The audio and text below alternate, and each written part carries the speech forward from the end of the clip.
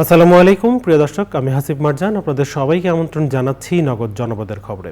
এখনকার সংবাদ আয়োজন একই সঙ্গে চ্যানেলের ইউটিউব চ্যানেলে এবং চ্যানেলের ওটিটি প্ল্যাটফর্ম আইস্ক্রিনে লাইভ স্ট্রিম হচ্ছে।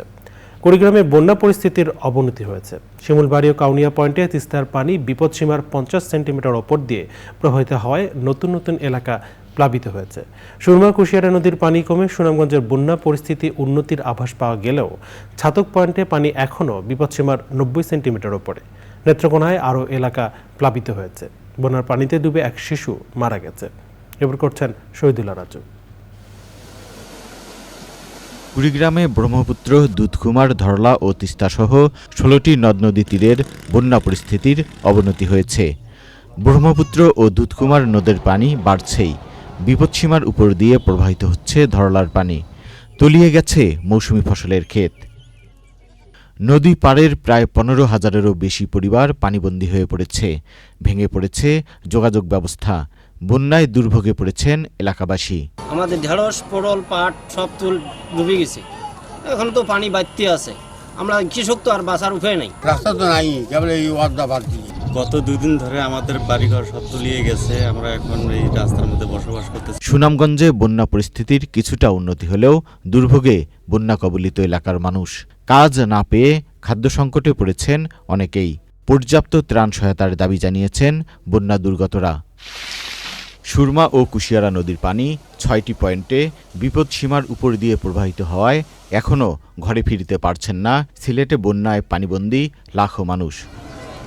সিলেট বিভাগকে বন্যার কবল থেকে রক্ষার জন্য নদী খনন সহ কার্যকরী উদ্যোগ গ্রহণ করা হচ্ছে বলে জানিয়েছেন পানি সম্পদ প্রতিমন্ত্রী। উজান থেকে যে বর্ষা মৌসুমে যে পানিটা আসে, সেই পানিটা ধারণ ক্ষমতাটা বৃদ্ধি করার জন্য সুনামগঞ্জে 20টি নদী আমরা ড্রেজিং করব। বৃষ্টি আর পাহাড়ি ঢলে নেত্রকোনার কমলাকান্দার পর নতুন করে সদর বারহাট্টা ও মোহনগঞ্জ সহ বিভিন্ন এলাকা প্লাবিত হয়েছে। জেলায় পানিবন্দী হয়ে পড়েছে 120টি গ্রামের মানুষ। লাখ লাখ টাকার মাছ বাসে যেতেছে, রান্না বান্না করে খাইতে হবে সবাই, এমনকি সাপ বিচ্ছুরও ভয়। এখানে রাস্তার উপর প্রায় 3 থেকে 4 ফুট পানি। শিক্ষা প্রতিষ্ঠানগুলো তলিয়ে যাচ্ছে।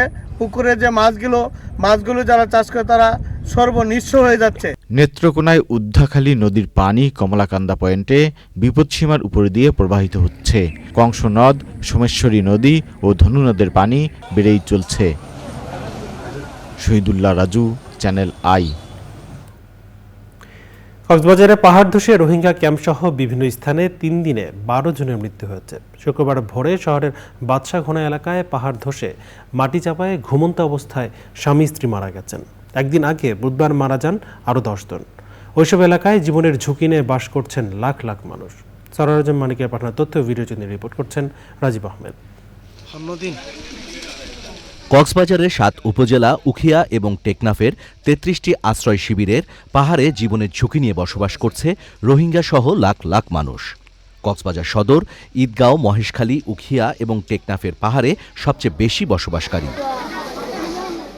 জেলার বিভিন্ন স্থান থেকে নদী ভাঙনের শিকার হয়ে উপকূলীয় এলাকার মানুষ স্বল্পমূল্যে পাহাড়ে ঢালু ও টিলাতে সরকারি খাস জমি কিনে বসবাস শুরু করেন। ঝুঁকিপূর্ণ বসবাসকারীদের সংখ্যা বেড়েই চলেছে। প্রতি বছর বর্ষা মৌসুমে তা আরও বেড়ে যায়। শুক্রবার ভোরে বাদশাঘোনা এলাকায় পাহাড় ধসে মাটি চাপায় ঘুমন্ত অবস্থায় স্থানীয় মসজিদের মুয়াজ্জিন মোহাম্মদ আনোয়ার হোসেন ও তার স্ত্রী মাইমুনা আক্তার মারা যান। মাইমুনা 5 মাসের অন্তঃসত্ত্বা ছিলেন বলে জানান স্বজনরা।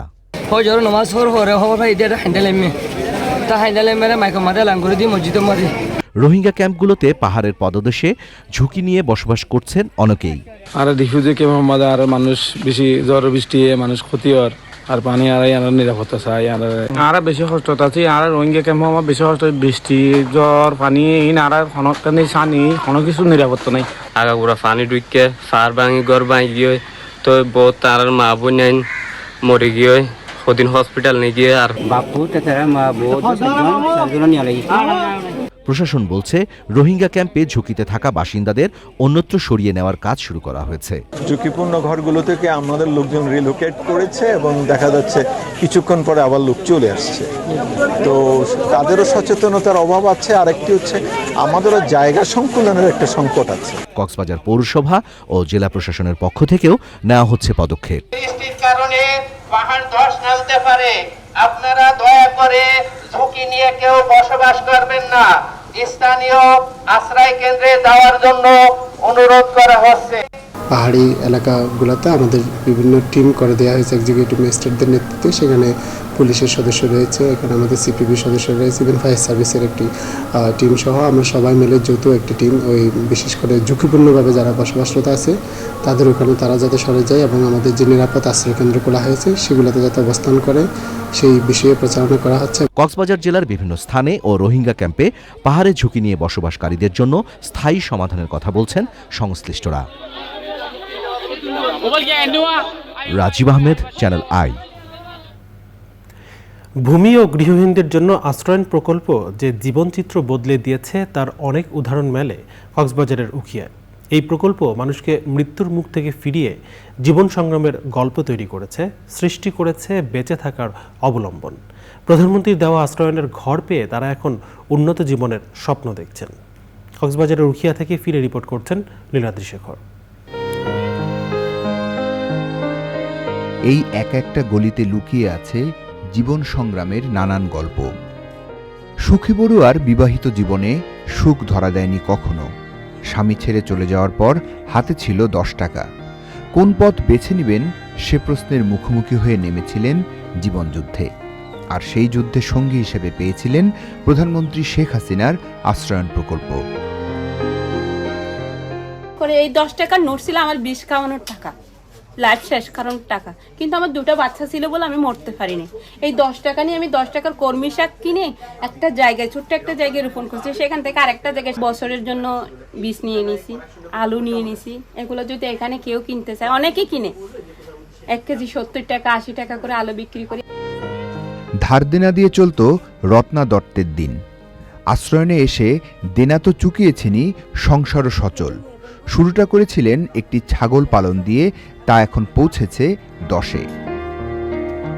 একটা ছাগল নিয়ে আমি এখানে আসছি, একটা ছাগল থেকে 2টা হয়েছে, 2টার থেকে আবার 7টা হয়েছে। 5,000 টাকা দিয়ে শুরু করছি, এখন বর্তমানে 50-60 টাকা পুঁজি হয়েছে। সানোয়ারা বেগম স্বামীর মৃত্যুর পর 4 সন্তান নিয়ে আশ্রয়নে আশ্রয় নিয়েছিলেন। কাপড় সেলাই করে এখন স্বাবলম্বী। এই সেলাই মেশিনের কাজ শিখছি আমি উপজেলা থেকে প্রশিক্ষণ পাইছি। এই যে মানুষের এই কাপড় সুপড় সেলাইয়া আমি মাসে 12,000 টাকা ইনকাম করি। জীবনের এমন অনেক গল্প আছে, গল্পের পেছনের গল্প আছে, যা পূর্ণতা পেয়েছে প্রধানমন্ত্রীর আশ্রয়নের ঘর পেয়ে। আশ্রয়ন প্রকল্প শুধুমাত্র কিন্তু যে তাদের যে মাথার উপরে ছাদ কিংবা একটি ঘর সেটি নয়, তাদের এটি আত্মনির্ভরশীলতার প্রতীক, তাদের একটি সম্মানের প্রতীক, আত্মমর্যাদার প্রতীক এবং আত্মকর্মসংস্থানের প্রতীক। আমরা হাঁস, মুরগি, ছাগল পালনের ব্যবস্থা করেছি, সবজি চাষে তাদেরকে প্রশিক্ষণ দিয়েছি। কক্সবাজারের উখিয়ায় আশ্রয়ন প্রকল্পের ঘর এমন অনেকেরই জীবনচিত্র বদলে দিয়েছে। শিক্ষার আলো পৌঁছেছে ঘরে ঘরে, আরও বিস্তৃত হচ্ছে তাদের স্বপ্নের জাল। আশ্রয়ন প্রকল্পের প্রতিটি ঘরে জড়িয়ে আছে জীবন সংগ্রামের গল্প।